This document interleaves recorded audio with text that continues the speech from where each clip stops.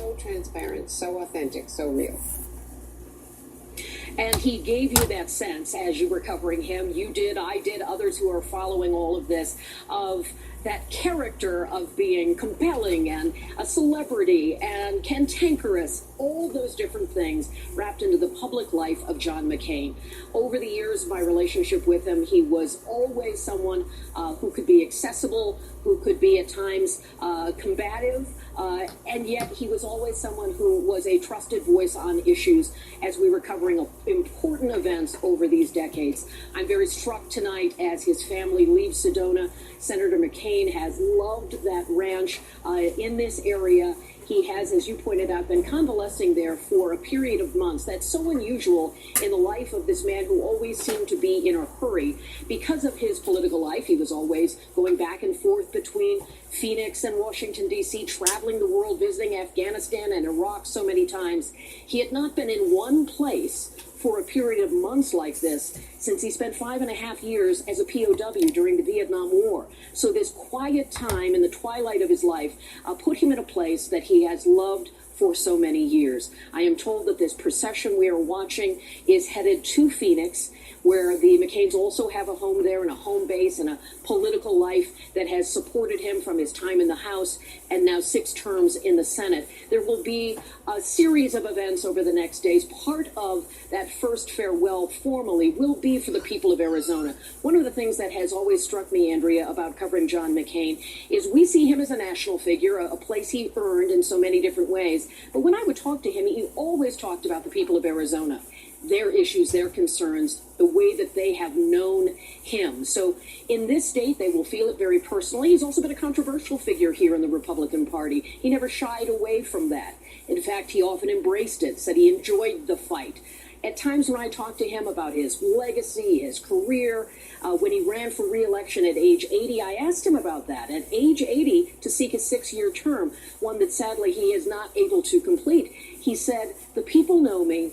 I was filled with energy," he said, "and I will fight for them every single day. And the only thing I want to be known for," he would describe to me, "is being someone who served his community and his country well." That's what we're hearing from so many people as they think about the life of John McCain in the different ways that he served. And the other thing that I'm always struck by, Andrea, and you know it well, his humor, his sense of fun. He loved politics. He would always say, "It's not beanbag.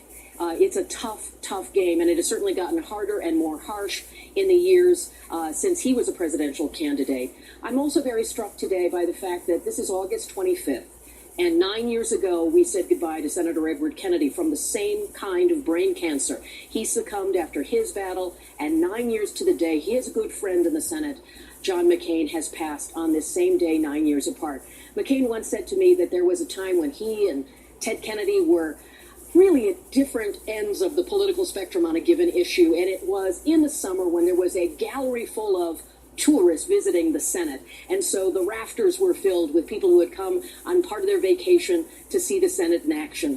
And he walked over to Senator Kennedy and said, "Let's give him a show." And each man went to his desk and argued in great theater of public life, and they had fun doing it. So there are many memories of John McCain as the warrior, as the politician, as the public servant, and certainly as someone who would make you laugh.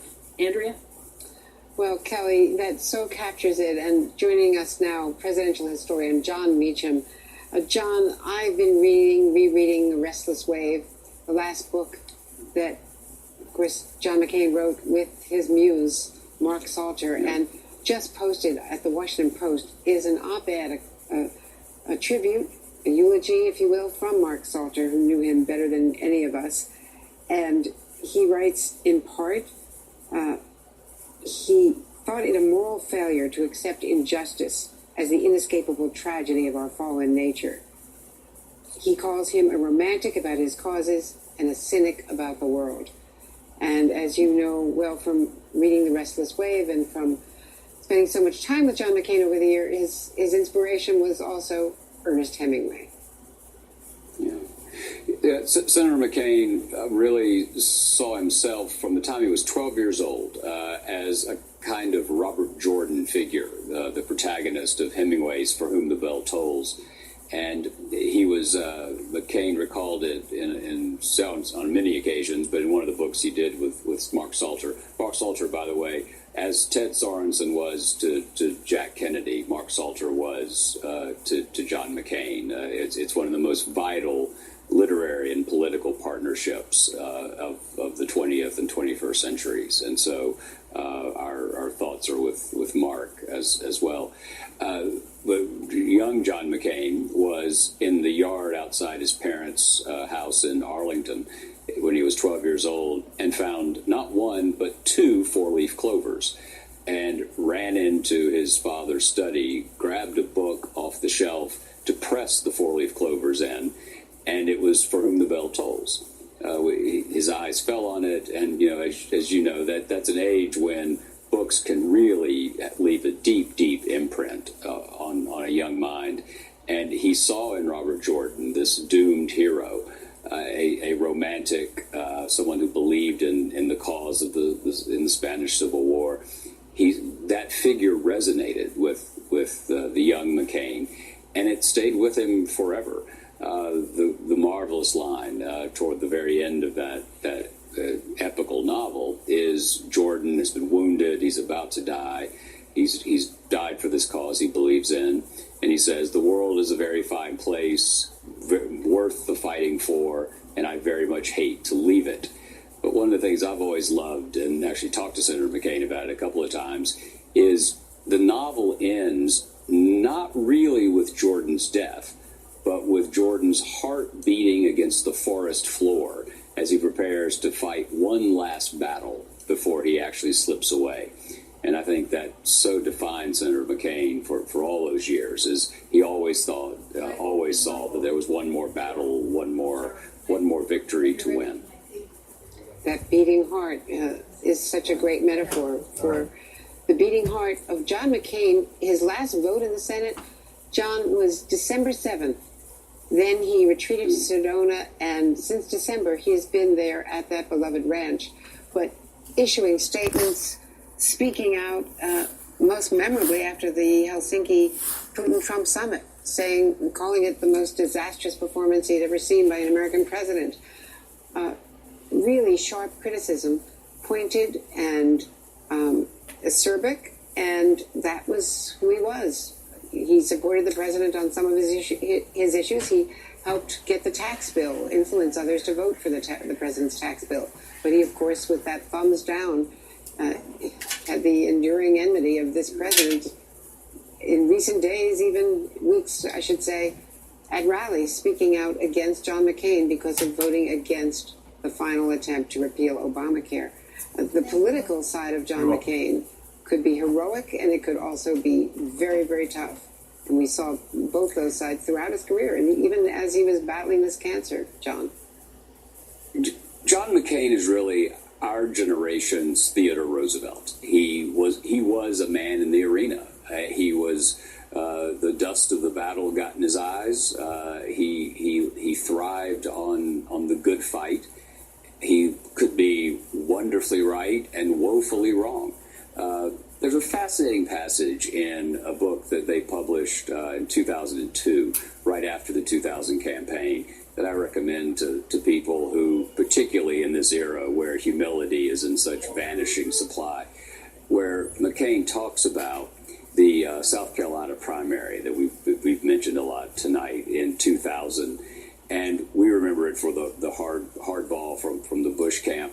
The way McCain talks about the episode at the most length in a book called Worth the Fighting For, actually the Jordan line, is about his waffling, and I'll use the word Senator McCain used, his lying.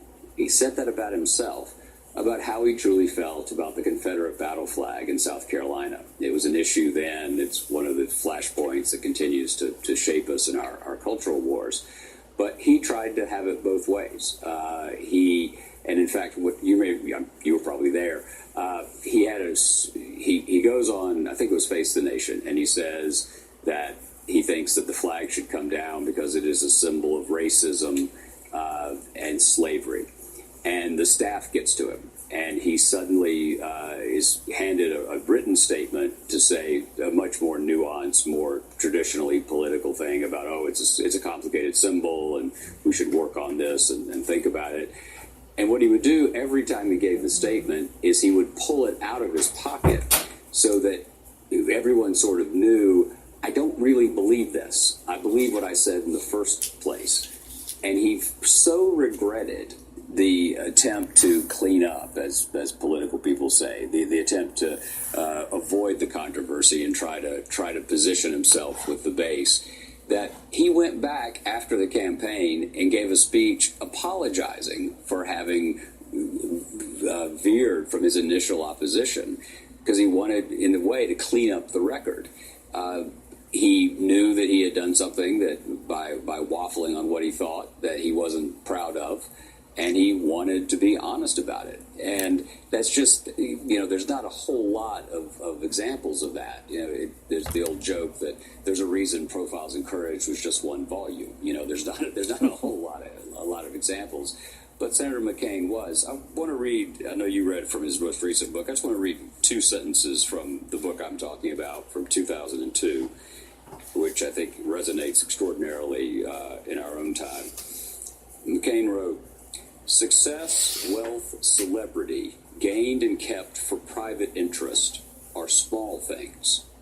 Sacrifice for a cause greater than self-interest, and you invest your life with the imminence of that cause, and your self-respect is assured. Politics is personal. Any American's personal honor should be an earned share of the country's honor. That's all I know about public life. To the extent I have kept faith with that principle, I am proud of my service. To the extent I have not, I am ashamed." Let me safely say, from the perspective of somebody who spends a lot of time thinking about the American past, John McCain had precious little to be ashamed of. Indeed, that's so noteworthy. John Meacham, thank you so much. And we want to bring in Andy Card, the former chief of staff to George W. Bush, of course, and someone who understands very well the on-again, off-again relationship, the difficult relationship at times after that 2000 race, but how George W. Bush and John McCain worked together on the surge, on Iraq. Andy, your thoughts? Well, first of all, I first met John McCain in 1983 when he was a new member of Congress, and I went to Washington, D.C. to work for President Reagan. I didn't start until August of 1983. Obviously, he was sworn in to be a member of the House of Representatives, but had a lot of interaction with him over the years, most significantly as a result of George W. Bush winning the presidency when John McCain had campaigned against him. And McCain had a big victory in New Hampshire, and it was South Carolina that made the difference for George W. Bush. And it did strain the relationship, but John McCain was someone who understood the importance of recognizing challenges and looking for opportunities to mend fences and to produce good. And so he had the courage to take a step towards you rather than run away from you, even after he'd been in a fight. And he wasn't coming towards you to fight. He was coming forward to say, is there a way that we can find common ground and work together? Sometimes he was pretty acerbic.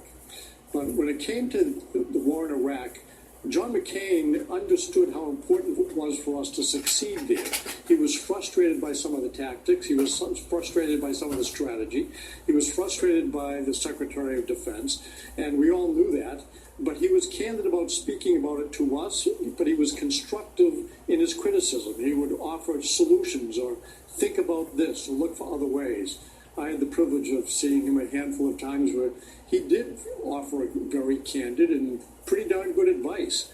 And President Bush was a very good listener, surprisingly good listener, and really paid a lot of attention to what John McCain said. And when the need for the surge was recognized, and it was George W. Bush who had the foresight to say, we need a surge. It was John McCain that stepped up right away to say, we need a change, the surge is right. And I know that he was a big fan of General Petraeus, and George W. Bush, President Bush, came to recognize Petraeus for the leadership that he ended up giving, which was remarkable, and it did make a difference. So that relationship was important. But, John McCain didn't go to Washington to make friends. He went to do good things.